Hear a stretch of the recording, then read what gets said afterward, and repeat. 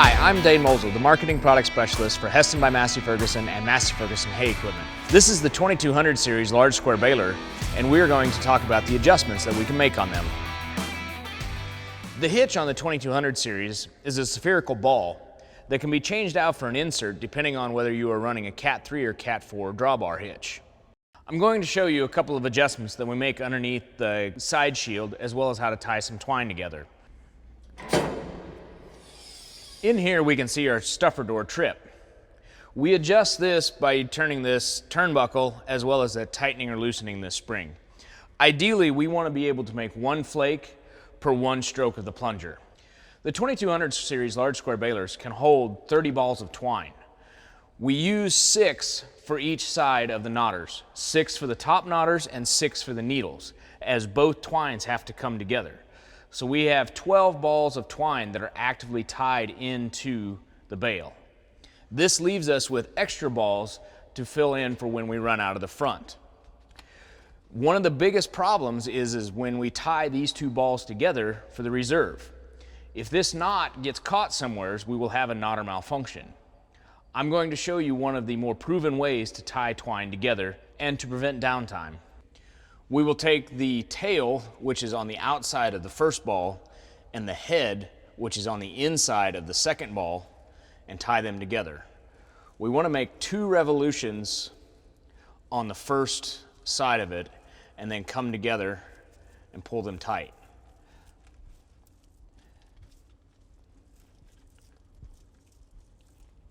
This allows for a lead in here, as well as a lead out of the knot. And then trim your tails so that they're not excessive. Another one of the adjustments on a large square baler is bale length. We adjust that by changing where this pin is located for the shepherd's hook to drop against. As you can see, when a bale is normally exiting the chamber, it moves this star wheel and allows the shepherd's hook to drop into the home position, which will then trip the knotter actuator. And then the shepherd's hook will fall back down to wherever this stop is. By adjusting the pin up, we make the bale shorter. Loosen the wing nut and then use the handle crank to move the pin up or down to the desired length, and then tighten back up the wing nut. This may take a slight bit of trial and error depending on your bale density and crop that you are running in. This lever here at the base of the rear ladder allows us to select how many fingers we have up in the ejector. There are 4 positions to the selector. The first is to eject the entire bale. The next position is to eject 3/4 of the bale, half the bale, and 1/4 of the bale. If we had 2 bales in the chamber and only wanted to eject the last one, we would use one of these 2 positions here. That way we'd be able to close the tailgate and not have any road hazards. There are a few things you must do to get the ejector to work. First, you must do a bale chamber decompression with the baler running. Once you have done that, you must shut the PTO off and let the baler come to a complete stop. Then, using the remote that is powering the pickup, hold the pickup up to supply oil to the back of the baler. Then you are able to come out here, select whether you are wanting a full bale eject or a partial bale eject, and run the set of slides back and forth with this switch here. This baler has our tandem axle option, which means the rear axle will float when you're in the field to turn and follow the baler so you're not skidding the tires when you make a corner. When we are roading, however, we always want to make sure we engage the roading lockout, which pushes 2 cylinders against the yokes of each side to keep the baler driving straight and so it doesn't fishtail going down the road at high speeds.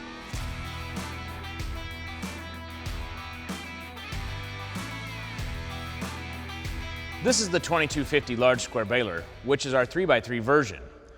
This one is outfitted with the Pro Cut cutter option, which we will talk about later. Underneath here is where we adjust the pickup flotation and pickup lowering height. These 2 rods here are what set the pickup flotation and the pickup down travel. The far rod is what we use to set the actual height of the pickup, and the close one with the spring is how we adjust the actual pickup flotation. The pickup gauge wheels are also adjustable with a bolt pattern in the back here. Ideally, we want the gauge wheels to be an inch off the ground, while the pickup tines are an inch and a half off the ground. This way, when you hit an obstruction in the terrain, the pickup gauge wheels touch first so we do not eat any dirt with the pickup. This is the plunger roller bearing. A key maintenance tip is that there is a greaser in behind this cap that needs to be greased every 50 hours. Here we are on top of the baler next to the knotter stack. The Hesston double knotter was designed and patented in 1977 and has been built in-house ever since. There are several adjustments that can be made to the knotters. To do the first, it is best to pick the knotter head up by removing this pin down below. There's magnets placed up above to be able to put small parts on so we do not lose them down into the bale chamber.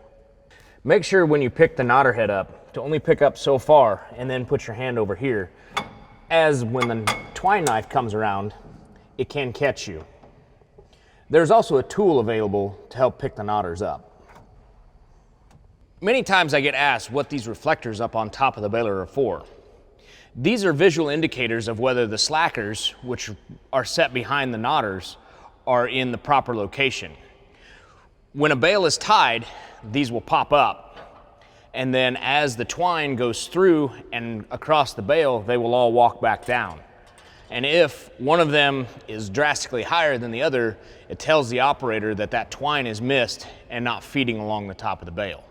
The Pro Cut option, available on the 2250, 2270, and 2270 XD, is our exclusive cutter rotor design, which has a tri-lobe rotor and a slide-out knife bank.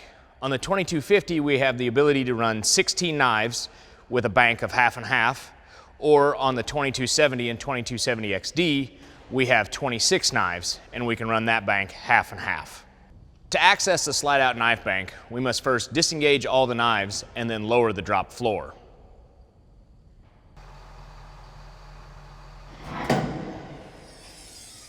Once you have lowered the floor and are ready to slide the bed out, you must first release it by pulling this pin and then sliding the bed free of the baler. To remove the knives for sharpening or replacement, first you must unlock the knives themselves. Then simply pick the knife up and pull it out. We sharpen the knife only on the back side where there is not the serrations. This front side should never be sharpened. If you'd like to run the Pro Cut with a custom knife arrangement, you can simply do as we've done, slide the knife bed out, unlock the knives, and then use the conveniently stored blanks over here.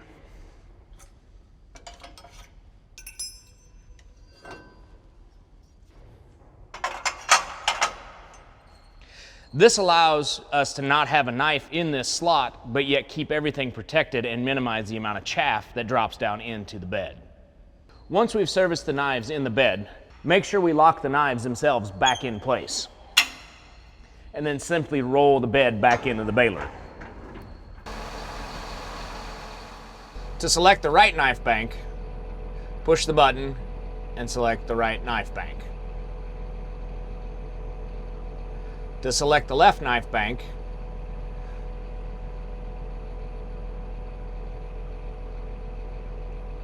the icon in the main window will show whether we have knives engaged or not.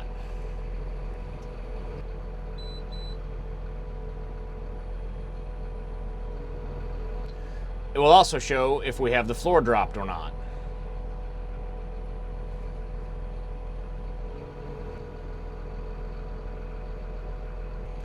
Other functions inside the monitor allow us to see how many flakes are in the current bale, which is this number, how many flakes were in the previous bale, which is this number, what our load is at on either load bar, whether we are in auto or manual, what our current load setting is, what the hydraulic pressure on the door cylinders is,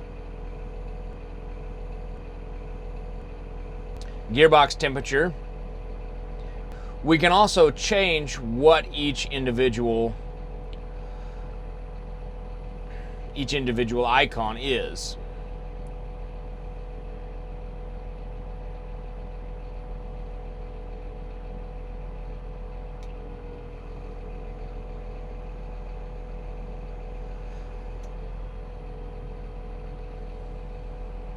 There are two monitor pages for the baler, page 1 and page 2. They can each be configured separately. To access service parts on the baler through the monitor, press the wrench. This is where we can see which circuits are closed,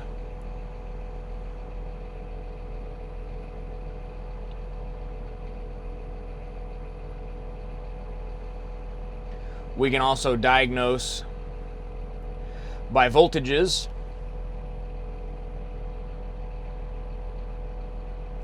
and we can see any error codes that are present.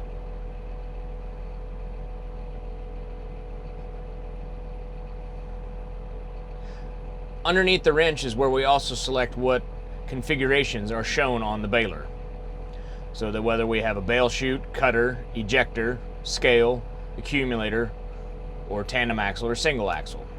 We also set what bale size we are using.